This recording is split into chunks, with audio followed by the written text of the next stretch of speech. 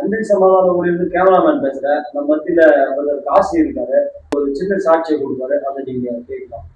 கர்த்தருக்கு ஸ்தோத்திரம். கர்த்தருடைய நாளில் இந்த கர்த்தர் நமக்கு கொடுத்த இந்த வாய்ப்பை நாம் பயன்படுத்தி இதை நான் ஒரு சாட்சியாக அங்கு அறிவிக்கிறேன். இதையெல்லாம் நான் எதிர்பார்த்து இந்த பூமிக்கு நான் வரவில்லை என்று நான் சில நேரங்களில் என்னை நானே சோதித்து பார்ப்பது உண்டு. ஆனால் அந்த சோதனைகளுக்குள்ளாகும் போது உலகம் பேசுகிறதை நானும் பேசிக்கொண்டிருப்பேன், உலகத்தின் வழியில் நானும் போய் கொண்டிருந்தேன். ஆனால் கர்த்தர் யார் என்பதை நான் உணரும்படியாக, தெரிந்து கொள்ளும்படியாக கர்த்தர் என்னை தெரிந்து கொண்டார் என்று நான் இன்று விசுவாசிக்கிறேன். ஏனென்றால் நான் உலகத்தானா இருந்தேன், உலகத்தில் இருந்தேன், உலகம் செய்கிற காரியங்களை செய்து கொண்டு உலகத்திலே நான் ஓடிக்கொண்டிருந்தேன். என்னுடைய நோக்கம் எல்லாம் இப்படி இருக்க வேண்டும், அப்படி இருக்க வேண்டும், நம் பெரியவர்கள் இப்படி வாழ்ந்தார்கள், அப்படி வாழ்ந்தார்கள் என்று அவர்களுடைய பழைய சிந்தனைகளின் மேல் தான் என்னுடைய செயல்பாடுகள் எல்லாம் இருந்தது, நோக்கமெல்லாம் இருந்தது. ஆனால் நான் கிறிஸ்துக்குள் வருவோம், கிறிஸ்துவை நாம் அறிந்து கொள்வோம், கிறிஸ்து நமக்காக வந்தார், நமக்காக மரித்தார் என்பதெல்லாம் எனக்கு தெரியாது. அவர் யாரோ இவர் யாரோ அப்படின்ட்டு நான் போயிட்டு இருப்பேன். அப்படி போகிற காலத்துல ஆண்டவர் என்னை தெரிந்து கொள்ள ஒரு உண்மையான ஒரு கருத்து என்னவென்றால், நான் இந்த கிறிஸ்துவ சமுதாயத்தை அறிய வேண்டும் என்பது அவர் ஒரு சித்தம் இருந்தபடியினால்தான் இது நடந்தது என்று நான் அதை சாட்சியாக இன்று அறிவிக்கிறேன். என்றால் நான் கிறிஸ்துவை அறியவில்லை, கிறிஸ்துவை பற்றி தெரியாது, கிறிஸ்துவை பற்றி தெரிவிக்க வந்தவர்களையும் நான் திட்டிருக்கிறேன் அநேக காரியங்களில். நீ எல்லாம் சொல்லிட்டு நான் கேட்டது நீ என்னடா அப்படின்ற மாதிரிலாம் அவங்கள தரக்குறைவான வார்த்தைகளால் பேசியிருக்கிறேன். ஏனென்றால் நாங்கள் உயர்ந்த ஜாதி என்று பேசியிருக்கிறேன்.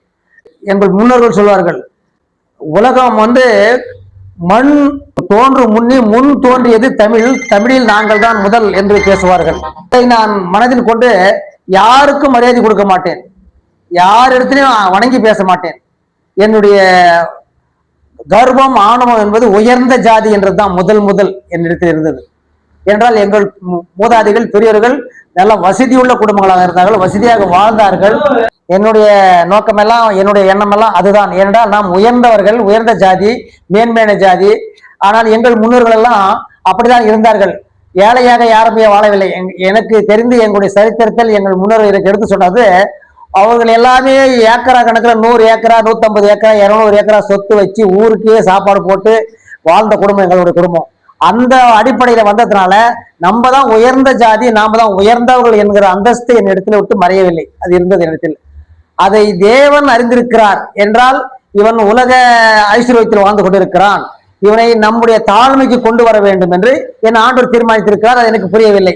ஆனால் அதற்காகத்தான் நான் தீர்மானித்திருக்கிறார் என்று இப்பொழுதுதான் எனக்கு அது புரிகிறது. ஏனென்றால் அப்போது எனக்கு அது புரியவில்லை. அப்பொழுது இந்த ஜாதி, மதம், அந்தஸ்து, வசதி, வாய்ப்பு இதைதான் நான் பெருதி கொண்டிருந்தேன், அதை வாழ்ந்து கொண்டிருந்தேன். ஆனால் என் ஆண்டவராகிய இயேசு கிறிஸ்து இன்று எனக்கு கொடுத்த இந்த உண்மையான, தெளிவான, அறிவான, ஞானமான ஒவ்வொரு வார்த்தைகளும், வசனங்களும், தரிசனங்களும் அது நிஜம். உலகத்தில் இருப்பவர்கள் இதை இன்றைய நேரத்தில் பேசுகிறார்கள், உனக்கு மட்டும் ஏசப்பா பேசிட்டாரா, உன்னோட மட்டும் தரிசனம் கொடுத்துட்டாரா என்று கேள்வி கேட்கிறார்கள். நான் உலகத்தை நம்பினவன், பெரியோர்களை நம்பினவன். உலகத்தில் மனிதன் வாழ்வது உண்மை, மனிதன் செய்வது உண்மை, மனிதனோடு நாம் இசைந்திருப்பது உண்மை என்று அந்த உண்மைகளை உணர்ந்து அந்த பாதையிலே போய்கொண்டிருந்த நான், ஆனால் அதெல்லாம் இல்லாமல் தனித்து ஆண்டவராகிய இயேசு கிறிஸ்து எனக்கு கற்றுக் கொடுத்தது, இல்லாததை உருவாக்குகிறவர் கர்த்தர் என்ற வார்த்தை வேதத்தில் உள்ளபடியே இல்லாததை எனக்கு காண்பித்தார். இதுதான் இன்று சாட்சி. என்றால் நான் எங்கேயோ இருந்த என்னை அவர் சந்திக்க வேண்டிய அவசியம் இல்லை.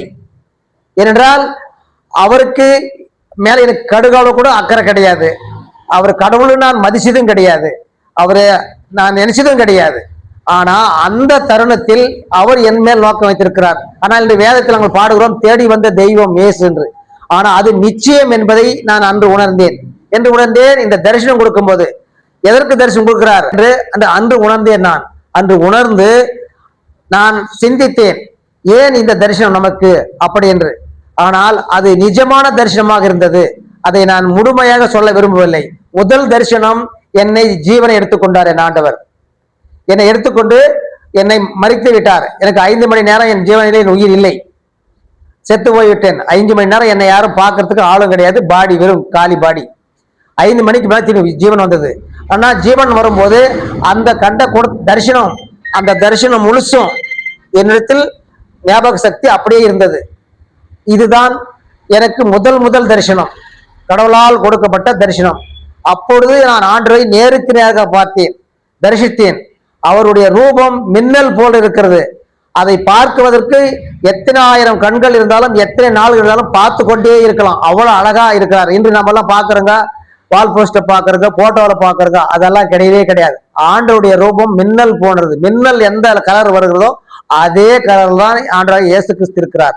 நான் தரிசித்தேன், என்னோடு பேசினார், நான் அவரோடு பேசினேன். அந்த எல்லாம் என் ஜீவன் போகும் வரை அந்த குரல்களும் அவருடைய வார்த்தைகளும் அவருடைய நினைவுகளும் நான் பார்த்ததும் என் இருதயத்தை விட்டு மறையவே மறையாது. நான் மீண்டும் அந்த பரலோக ராஜ்யத்தை அவரோட கூட சேரும் போது கூட நான் அதை தான் எதிர்பார்த்து இருப்பேன். எதை தான் எதிர்பார்ப்பேன்? அன்னைக்கு கொடுத்த தரிசனம், அந்த முகம் வந்தால் மட்டும்தான் நான் அவரோட இருப்போம் போய். அது எனக்கு இருப்போன்னு நம்பிக்கை இருக்குது. இதை இந்த சாட்சியோடு முடித்தேன்.